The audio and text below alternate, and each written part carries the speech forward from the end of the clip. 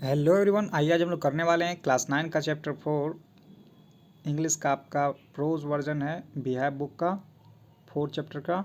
तो आइए हम लोग करने वाले हैं।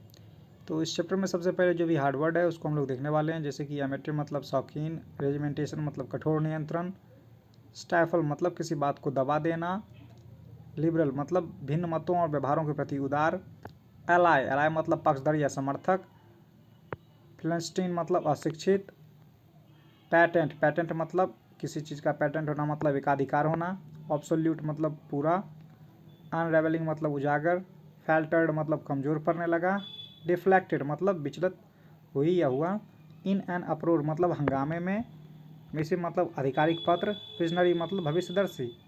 तो ये था आपका वर्ड मीनिंग। अब हम लोग आने वाले हैं चैप्टर पे। तो चैप्टर थोड़ा सा लेंदी है, इसलिए मैंने इसका आपको समरी प्रोवाइड किया है और समरी में आप सब कुछ आराम से समझ सकते हैं। तो आइए हम लोग चलते हैं समरी पे। This chapter is about Albert Einstein. The title of the chapter, A Truly Beautiful Mind, refers to Albert Einstein as he was a great scientist. यह चैप्टर अल्बर्ट आइंस्टीन के बारे में है और इस चैप्टर का title a truly beautiful mind Albert Einstein के बारे में दर्शाता है, क्योंकि वो एक बहुत महान वैज्ञानिक थे। More over this chapter is a short biography of his. और इसके अतिरिक्त यह चैप्टर एक उनकी संक्षिप्त जीवनी है, where they highlight some of his qualities, जहाँ पे इनकी कुछ गुणों को उजागर किया गया, हाईलाइट किया गया है, यानी बताया गया है। Also the chapter shows Albert's interest in mathematics and physics and his ordinary human attribute. और इस चैप्टर में यह भी दिखाया गया कि किस तरह से अल्बर्ट आइंस्टीन का दिलचस्प या जो भी था मैथमेटिक्स यानी गणित और भौतिकी, फिजिक्स मतलब भौतिकी में उनका ज़्यादा इंटरेस्ट था, लगाव था।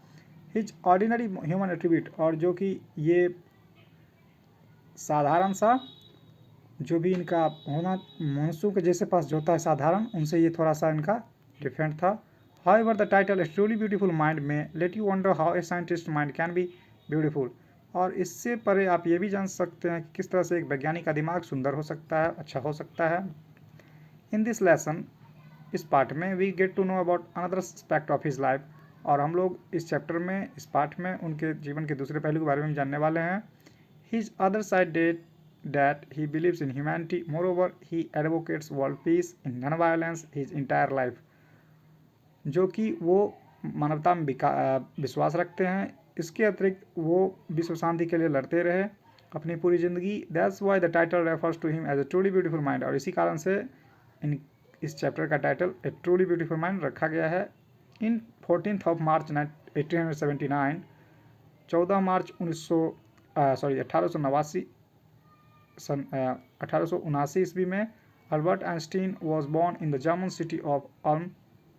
Albert Einstein German city Ulm में पैदा हुए थे। Until the age of 2.5 years, यानी 2.5 साल तक, ही कुड नॉट स्पीक, वो बोल नहीं पाए। And when he begin speaking he speak every word twice.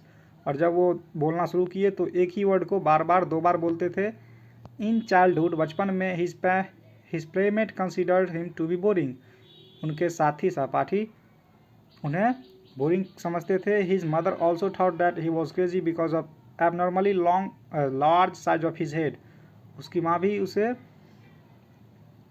या पागलपन समझती थी कि ये बेतुका है, क्योंकि इसका सर बहुत बड़ा था, इनका सर नॉर्मल से काफ़ी बड़ा था। The head master of the school regards him as stupid and good for nothing.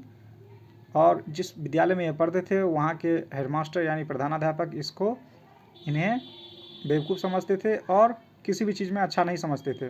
But then he proved all of them wrong. और तब उन्होंने सबको गलत साबित कर दिया। व्हेन ही वॉज 6, जब वो 6 साल के थे, ऑन हिज मदर इंसिस्टेंस, उनकी माँ के जोर देने पे, he learn to play the violin and became a skilful violinist. अपनी माँ के जोर देने पे वो एक वायलिन बजाना शुरू कर दिया और एक सफल दक्ष वायलिनिस्ट बन गए। His family shifted to Munich when he was 15।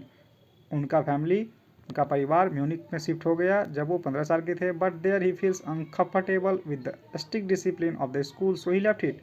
लेकिन वहाँ पे उन्होंने असहज महसूस किया, क्योंकि स्कूल का जो डिसिप्लिन था, अनुशासन था, वो काफ़ी सख्त था आफ्टर कंप्लीटिंग हिज स्कूलिंग, और स्कूलिंग कंप्लीट करने के बाद he gets admission in the university of Zurich, और तब उन्होंने यूनिवर्सिटी ज्यूरिख से यानी विश्वविद्यालय ज्यूरिख में उन्होंने दाखिला लिया।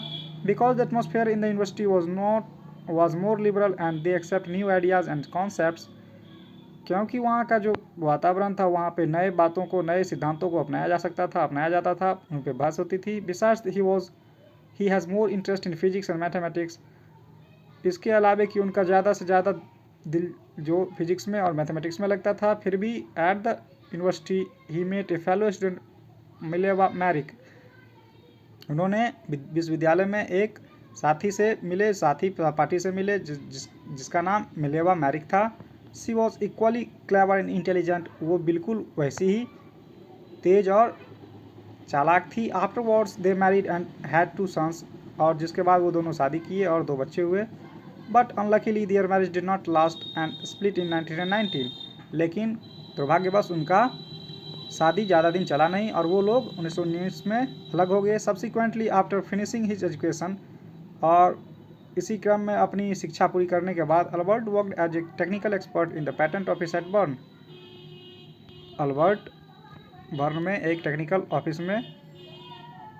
टेक्निकल एक्सपर्ट के तौर पर एक ऑफिस में काम करने लगे। Also there he secretly worked on his idea on relativity, लेकिन वहाँ उन्होंने गुप्त रूप से अपने सिद्धांत रिलेटिविटी पे वर्क जारी रखा। He put out his paper on the special theory of relativity, और उन्होंने सापेक्षता के सिद्धांत पे उन्होंने अपना काम करना शुरू किया। विच follows by the world popular equation E=mc², जो कि पूरा विश्व जानता है इस इक्वेशन को, विश्व में पूरी यूनिवर्सल है ये चीज़, E=mc²। Addition he also publicises his paper on general theory of relativity in 1915, और तब उन्होंने जाकर के सामान्य सापेक्षता के सिद्धांत पे भी उन्होंने सिद्धांत दिया।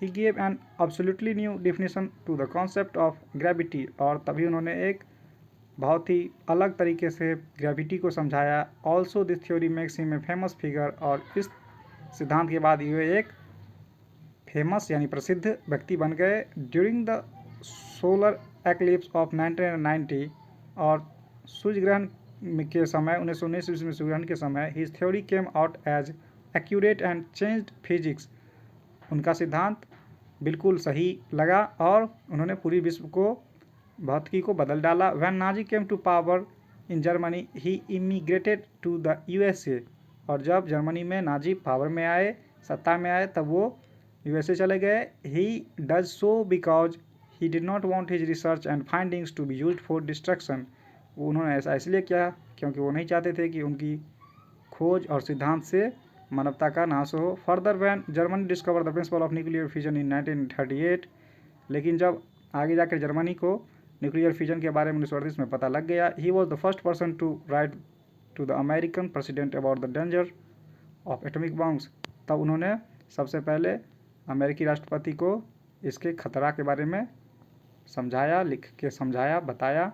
मोरओवर इन 1945, और इसके अतिरिक्त 1945 में when America throw down the atomic bombs on Hiroshima and Nagasaki he was deeply hurt, और जब 1945 में अमेरिका ने जापान के शहर हिरोशिमा और नागासाकी पे बम गिराया, तो वो काफ़ी आहत हुए। Also he writes a letter to the United Nations for the formation of a world government, और तब उन्होंने एक पत्र लिखा यूनाइटेड नेशन को ताकि एक दुनिया में अलग तरह की संस्था बनाई जाए, so that it can prevent recurrence of such destruction, ताकि आने वाले समय में इस तरह की घटनाएं ना हो। इन लास्ट डेज, और अपने अंतिम दिनों में, ही spent most of it in politics advocating world peace and democracy, उन्होंने अपनी जिंदगी विश्व शांति के लिए लड़ते हुए और लोकतंत्र के लिए लड़ाई में बिताई। The great scientist died at the age of 76 in the year 1955, और इस तरह से इस महान वैज्ञानिक का अंत जीवन लीला खत्म हो गई 76 वर्ष की उम्र में 1955 में, यानी 1955 ईस्वी में। तो ये था इतना सा समरी।